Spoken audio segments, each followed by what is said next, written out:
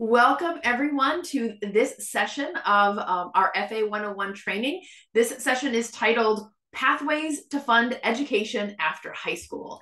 And we are joined today by some fantastic panelists who are going to talk about some of the programs that are out there available to students in the state of Maine directly from high school. So we are going to hear today from Mercedes Poore from the Maine Community College System, Jessica Hickernell from the University of Maine System, and Whitney Lytle from the Worthington Scholarship Foundation. So without further ado, I do want to get started because I think they have a lot of really great information to share, and then we'll open it up for some questions at the end as well. So we are going to start today by hearing from Mercedes. So you want to Absolutely. Thank you so much, Jess, for having us back and providing this dual modality kind of version of 101, because I think it'll reach more people. And thank you to all of you who have joined us this morning. What I was impressed by when we were in person last week was just how many new faces there were in the crowd. So if some of what we talk about is review, no problem. But for some of you, it might be new or a new perspective on it. So we're all thrilled to be here. And I do work for all 7 of Maine's community colleges. My title is College Access and Secondary Partnerships. And so my job at this system is really to think about our colleges from the perspective of our potential students and really how are they navigating all of our different on-ramps, how are they moving through those onboarding processes and then in. And what I told Jessica last week was that I am going to highlight areas of our community college system, but I'm going to try to have a financial flavor to everything because we are at FAME 101. So today I want to share with you 3 ways that the community colleges together want to really be promoting access, support, and then opportunity. And so the first thing I will talk about is our dual and concurrent enrollment system. And that is OnCourse for College. Many of you know that the bulk of this activity is free for publicly funded students, students attending public high schools. They get 12 credits per year across both the community college system, but then those 12 credits are also counted across the University of Maine system. This is an incredible way for students to get that first taste of college at either no or minimal cost, depending on the modality that they choose. This is a very important access point, not only in Maine, but nationally. Now, I said I would put a financial flavor on this. The one thing I would caution about dual and concurrent enrollment is that I actually don't like to think about it as reducing the cost of college because sometimes we're making very large assumptions there. So just because a student accumulates credit, that does not always translate into credit that actually fits into their program, credits that's recognized by their college. There's lots of different layers of this. So I instead like to talk about this as an incredibly generous way that the state of Maine is encouraging students to not only aspire to college, but really experiment with that college level content, those college level experiences at little to no cost, because you're really equalizing that opportunity. Absolutely, the bulk of the credits transfer. That's absolutely true. But you will always hear places, and there are some colleges that won't take any. There are some colleges that won't take any community college credit, like a big green one in New Hampshire. But for the bulk of our students, and I'll be real honest with you, for our most vulnerable students, this creates momentum early. And that momentum has been shown by national and in-state research to lead to more students graduating on time and graduating, which wrap around the FAME lens actually means they're going to be graduating with less debt and they have a credential to move forward with whatever program that they actually started. So it is a very important part of our access kind of strategy.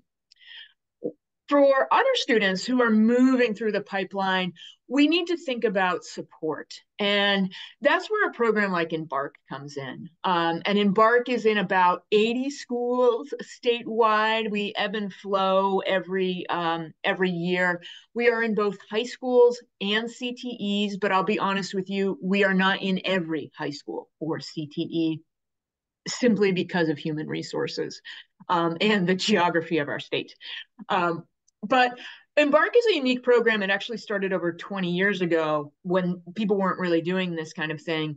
But we have actual staff who go out into high schools and meet students who are questioning either whether they're going to go to college or how they're ever going to navigate the gauntlet that can be kind of college access. And we meet with those students actually individually over the course of their senior year. We do promise a scholarship. Depending on the size of the high school, the school counselors or the student services directors get to pick the students who they know need the scholarship the most.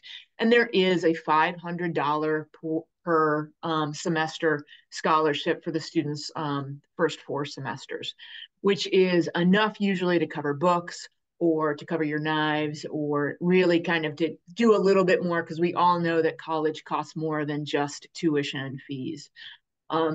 Students in this program, I'm really happy to say, actually this does have a full-time attendance requirement that we have been a little bit gentler with, but we haven't removed.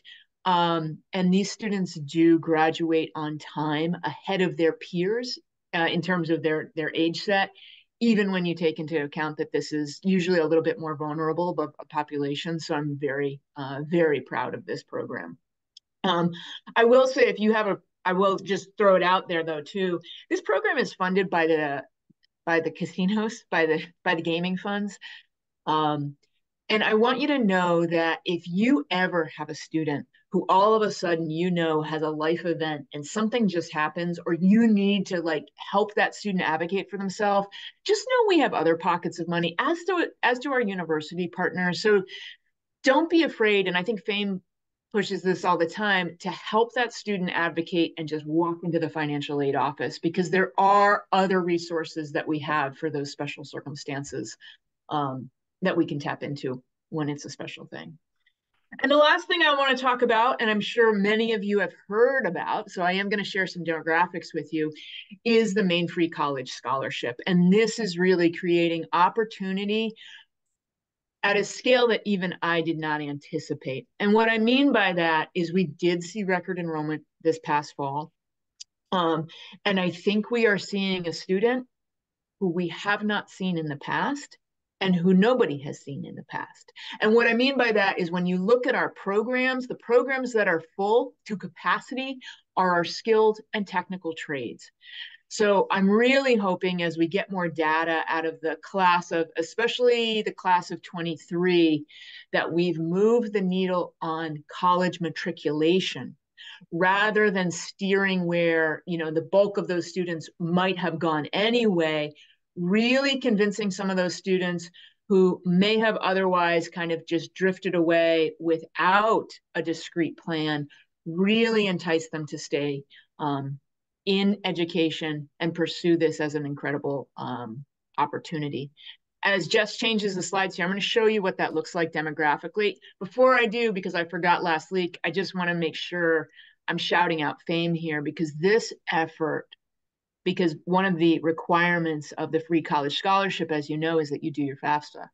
And without FAME's support over the last 2 years, we could not have done this. So FAME was really promoting this and helping us with those FAFSA completions. But what you see here is our record enrollment last fall, and you can see it's pretty significant there. But I always like to do the buts. You always have to disaggregate your student data.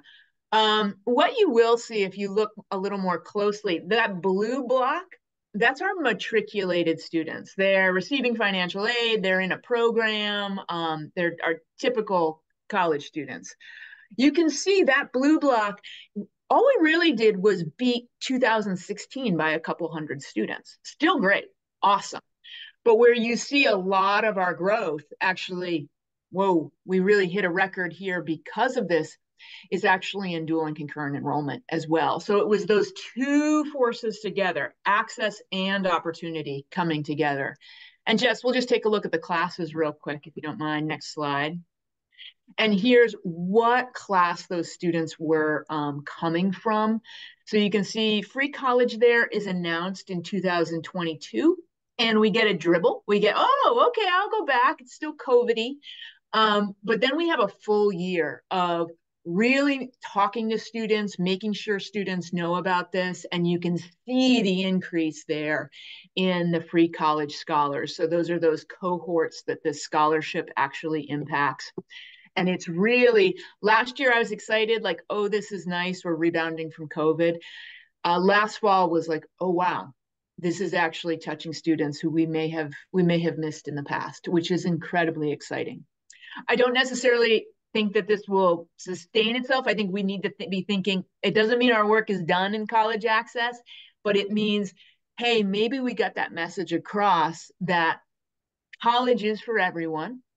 And especially when you're in Maine and thinking about our community college cost of tuition and scholarships, remember, some of those students aren't getting Pell and the Maine State Grant. They are not getting the Maine Free College Scholarship. But what this effort, what this initiative allowed us to do was make that much more clear for students, because so much of the national narrative is about how college will cost you money and put you into debt and it will not be any good and you'll never recover. That is not true in Maine. And this lets us kind of communicate that, even if we don't have free college moving forward.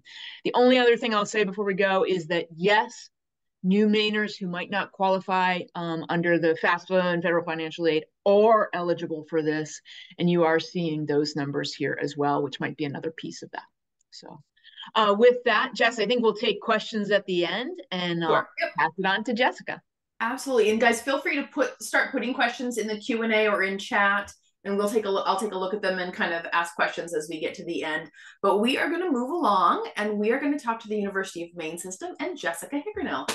Hi, everyone. As Jess said, I'm Jessica Hickernell, and I work for the University of Maine, the Orono and Machias campuses. However, I'm here very excited to represent all of the universities in the University of Maine system. And I also just want to say that I'm really grateful that I have been sandwiched between Mercedes and Whitney. I am exclusively a financial aid person, so I have been in a dark financial aid cave for the last 6 months, and I anticipate staying in that dark cave for the next 6 months with all of the changes to the FAFSA. So I'm very grateful that Mercedes and Whitney are just bringing the life and the light to this presentation. So yeah, I just wanted to throw that out there. So I really wanted to focus on the programs that are at each of our campuses in the University of Maine system that are really targeted towards our Maine residents and really our high need students. So you may have heard of this PROMISE phenomenon, PROMISE programs. It's a nationwide movement over the last couple of years. And it's really geared to making college more affordable for especially high need students. So really making sure that students are getting enough free aid, the good stuff. So whether it's federal grants and scholarships, state grants, institutional grants and scholarships, making sure that there's enough of that free aid to cover a student's tuition and fees for an academic year. And so what we did is we compiled each of the campus's programs and links to the web pages that explain them a little bit more. And then Jess, we can actually go right to the next slide here. And so overall, again, the purpose of PROMISE programs is to really get that tuition and fee component covered for a student. So big takeaways here. These programs do require students to be Maine residents. Most of them are requiring them to be either Pell Grant eligible or high need students, so just outside of Pell Grant range. Again, these programs are are really meant to increase that access for those needier students. So almost all these programs require that a FAFSA gets filed. And FAFSA is a very sensitive topic for me right now as a financial aid administrator. But for this upcoming academic year, encourage your students to still file that FAFSA if they haven't been able to do it. And make the corrections as they need to, because that is a really important qualification eligibility piece to these Promise programs. The other thing I want to note is that some of these programs, some campuses have deadlines around when a student has to submit a FAFSA in order to be eligible for these Promise programs. So these Promise programs are mostly funded by the institution themselves. So there's limited funds. So in order to make sure that those funds are getting distributed equitably, there are deadlines that some campuses have. So it's really, really important that students are aware of those. And again, we're in a very unique year where deadlines have moved for some campuses. So it's more important than ever to either be checking websites or checking with financial aid offices at the specific campuses to figure out what the deadline requirements are. And the other great thing with these programs is students are either through the admissions process or through the financial aid process automatically reviewed for eligibility. So there's no additional applications that have to be filed. I'm a big, I always say another form is just another barrier. So the students in our needier students are usually the ones who are facing even more barriers in the financial aid process. So really, these Promise programs are meant to limit those barriers as much as possible. So, if they're getting their FAFSA in, they've gone through the admissions process. Again, it varies by campus whether students are getting evaluated through the admissions process or the financial aid process, but that evaluation happens automatically, no extra application. So that is the quick overview of Promise programs. And yeah, well, I'll be here at the end for questions. That is fantastic. Thank you so much, Jess. And I know there's been so much publicity around free community college. I think it's great to also hear about the programs that the University of Maine System School has been able to kind of make work for students as well. So yeah, and I think Mercedes mentioned it. I mean, if a student has Pell Grant and State of Maine grant, in the past, they've already technically been getting that free tuition fees, those tuition fees covered. So I think it's good to have this conversation and the dialogue around, this is what is happening, and this is a benefit to students. So yeah, I'm so glad that you have us all compiled here, Jess, so that we can talk about this. Well, and I'm particularly proud of my current senior who had like a minimal Pell, less than $1,000, and might qualify for a whole lot more. So that is wonderful. Awesome. So thanks, Jess. So we're going to move on and we are going to talk to Whitney from, let me see, here we go, from the Worthington Scholarship Foundation. And Whitney, I really wanted to make sure that we had someone from Worthington here chatting today because this is pretty impressive. So I am from the southern Maine portion of the state. And so many of the counties that I worked with previously were not working with Worthington, but because of the expansion statewide, this is just such a fantastic opportunity for now just about every student in the state of Maine. So can you let us know a little bit more about how that scholarship is working? Absolutely. Yes, I know many people in the audience might be aware of the Worthington Scholarship, but there's probably even more who are maybe not aware for that very reason.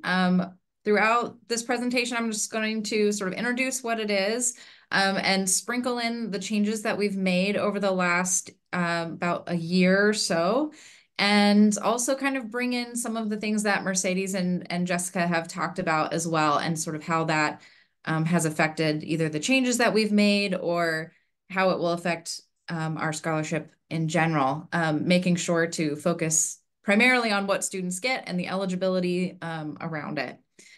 So yes, the Worthington Scholarship Foundation was founded by Beverly and David Worthington in 2010, and it continues to grow. It started with just a few students from the local high school here in Rockland, Oceanside, and now we are planning to award, as you can see, over 700 scholarships this year. And for the first time, we are now available to every county, every public high school in Maine. So yeah, we're very excited about that. We have no idea what that's going to do to our numbers. This is probably the first year where I think we're just sort of have no idea where our numbers of applications are going, because with FAFSA issues, maybe bringing it down but having it available to a lot more people. So we're sort of excited about where this is going this year. But it is for graduating seniors of public schools in Maine, and particularly those that choose to attend one of our partnering colleges. And we have 20 partner colleges across Maine, and that is the entire UMaine system, the entire Maine Community College system, as well as Husson, Maine Maritime Academy, Colby, Thomas, Bates, and Bowdoin. So any of those schools that students choose, they can use our scholarship. Now, the scholarship this year has gone up to $20,000 for those attending a 4-year institution, and up to $16,000 for those going to a community college if they choose to continue into a 4-year institution after their community college degree. So that includes up to cost of attendance. So this was mentioned earlier about what that means. We have heard the free college, and as Mercedes says, that's tuition and fees. There are a lot of other costs that come along with college, things like transportation, room and board, and that's whether you live on campus or off campus, that is included into that cost of attendance. Things like textbooks, incidentals, those are all part of what the college will estimate as the total cost of attendance. And there are some scholarships where it goes towards tuition and fees, but the Worthington can go towards any and all of the above. So one of the things that we've seen is some students planning to go to community college, and they think, hey, I've got that free college. I don't need to apply to any scholarships because it's free. And so we're trying to make sure that our guidance counselors out there make sure they understand that there are a lot of other costs. And even if you are getting the wonderful free college for tuition and fees, our scholarship would then be given to you as part of your full cost of attendance, because you still have all those other costs that are hard to think of as part of the college experience, and how much that can end up being a surprise once they start attending.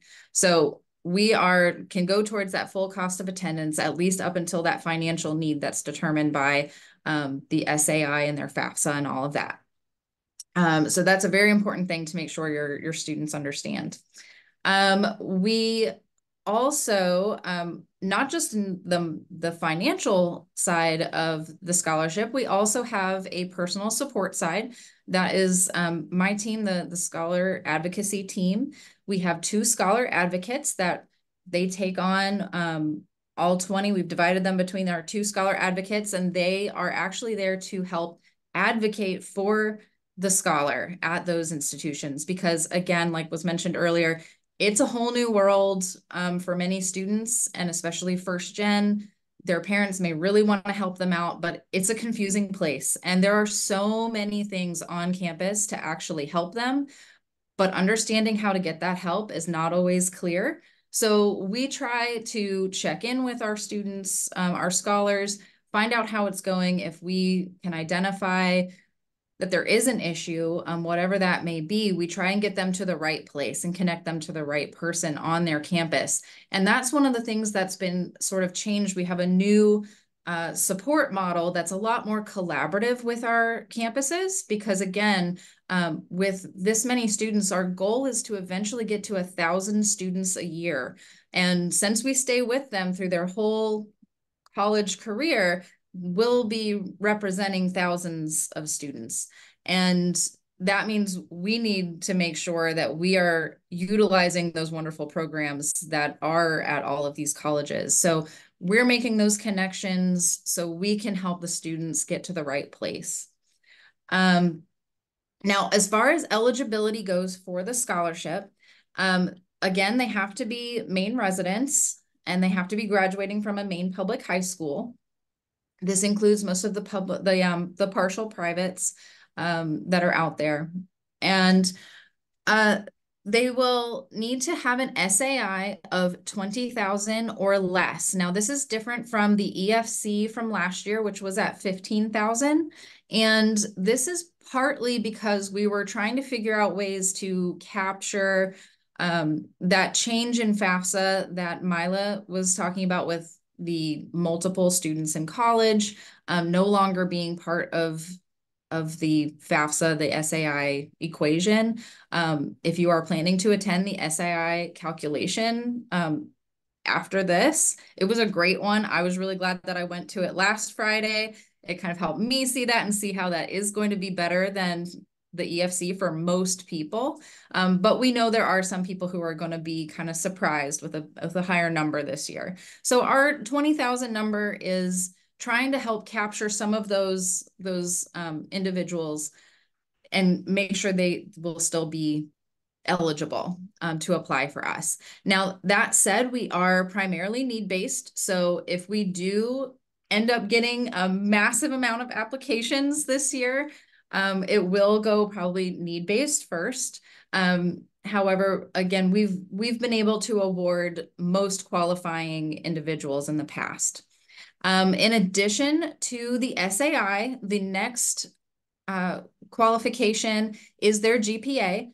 And in order to apply for the 4-year, that up to 20,000 for the 4-year institution, they need to have a B or higher average in high school. And to qualify for the 2-year, a C or higher. Now, what we ask on our applications is for the guidance counselor or representative at their school to confirm that that estimate is correct, because we also know that not everybody uses the ABC. So we're just asking that their guidance counselor kind of confirm, yes, that is the equivalent for our scale that qualifies them. As far as that goes, those are the primary eligibility requirements. We have a few other questions on our application, but most of those are used just for our support team in order to help us support them or if they are awarded. Also, time to see if I have any other changes that I wanted to bring up before I open it up to questions. Oh, I wanted to bring up early college that Mercedes was bringing up, and how we also want to encourage the thoughtful choice of which courses they are taking, because with that, we have noticed that a lot of our community college students, once they have been awarded, we do have a full-time requirement of 12 credit hours or more per semester in order to maintain semester to semester that scholarship. And it was brought to our attention that our community college students were not able to take the full 12 credit hours because they had taken so many early college credits. They were being applied to their degree plan. And for some of them, it was preventing them from being able to take a full course load dependent on their program. And so what we have started this year is, if that is the case and the student literally cannot take more classes, and it is not by choice, and we don't want them to mess up any kind of payments for their free college or anything like that, we now have a waiver that they can take 9 to 11 credit hours and be able to maintain their scholarship. So, but again, like that's only with that thoughtful choice of the early college enrollment. And the other change that we have made for this coming year and on is we are now doing rollover payments. And that is because, as many of our financial aid folks out there know, a lot of students come into college, especially their freshman year, with a lot of scholarships, and sometimes they can't use them all. And one of the things that we have organized with our partner colleges is that our scholarship is last to pay. So that means that all of their other financial aid gets applied first, and then ours gets applied. Now, once they reach that financial need, that money gets returned to us if there's anything left over, if they weren't able to use it. And we were holding on to it and making sure that if they go to grad school, that anything left over that they weren't able to use is maintained. And if they're within their timeline in order to use the scholarship, they would be able to use that for grad school. So we've been talking about it, the board talked about it, and we decided it's best that we try and get people out with as little debt as possible. So now we are doing rollover payments. So if there is any money left over or sent back to us, we will apply it to the following year as an excess payment until they're able to use it all up. So a lot of times after that freshman, sophomore year, there's a lot fewer scholarships coming in. They may still get that financial aid package from the school, of course, but they will have likely more, the ability to use more of those funds. So hopefully this will, again, lower that financial burden for them while they are in their 2 to 4 year programs. So those are the majority of our changes, and I'd love to answer any questions. I know there's probably a lot out there. Awesome. Thank you so much, Whitney. So this was great. And I love hearing about it. I think it's something new and exciting for the state, and that applies to so many of our students. So what I'm going to have you guys do is, if you have questions, feel free to put them in chat or in the Q&A section. We do have one question right now for Jess Hickernell. And the question is, will promise programs be automatically awarded to those who qualify? Yes. So again, it may differ based on the campus, but students are being evaluated either through the admissions process or through the financial aid process automatically to see if they are eligible for those. Okay. So that's why it's really important to make sure that that FAFSA is filed and that they've applied for admission. And yeah, they know what the deadlines are. Yeah, excellent. Any other questions for our crew here? And just so everybody knows that this presentation and the slides will be available on our FA 101 webpage. So everyone will be emailed that page. So you'll have access to these slides, as well as hopefully the recorded video that will come out fabulously that you can all watch. I'm always curious, Mercedes, while we're waiting for things. So right now we know we have Free Community College through the class of 2025. And what would it take for it to keep going? You're asking questions that are a little above my pay grade. Okay, all right. However, the people who are watching this, I think it will take them. I think that it is about really talking about this with your schools. If you do have access to a legislator or one, I think one of the best things about free college, and I think there are many, is that it has really reunited our relationship and our commitment to transfer with our University of Maine system partners. If we are able to not only increase the college matriculation rate in Maine, but really say to these students, this is a viable path for you, and we can make transfer more transparent. Oh, transfer more transparent. Ooh. But yes, if you could say that without alliteration. We need families to know that there is a path from high school to a community college to a bachelor's, and that's doable, but they need to be able to see that. And I will be very honest, as someone who works in this sphere, it's not always transparent to kids. It's not always transparent to families. So I think we have some work to do there. And the cool thing is, we are working on it. And so we actually have the university system and the community college system really thinking hard about this.